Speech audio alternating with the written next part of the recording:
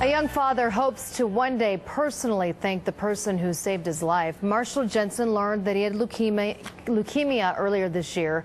His disease was rare, but with the help of a stranger and a team of doctors, nurses, and also researchers, Marshall is now cancer-free. Mary Nickles with more on his story.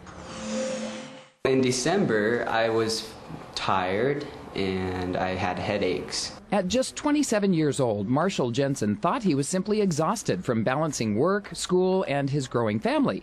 Blood tests would tell a different story. The doctor called me back and he said, I want you to go to the emergency room. So that was a little concerning. Marshall had a rare form of leukemia. Doctors at LDS Hospital were optimistic, but Marshall had a tough road ahead of him. What we decided to do was a trial where they're trying some of the more pediatric chemotherapies with the older patients. We see a lot here. They are all rare diseases. Dr. Finn Peterson is the director for the high-risk bone marrow cancer program at LDS Hospital. The army of doctors, nurses, and researchers work around the clock to find cures to so-called liquid tumors. We do combine a number of different chemotherapies and try to find combinations that will cure the majority of these patients. Marshall had a combination of chemo and a bone marrow transplant. Doctors first turned to his family to be bone marrow donors. We checked all my siblings. I have 5 brothers and a sister, and they say it's a 1 in 4 chance that there'll be a match, and not a single one of them was a match. So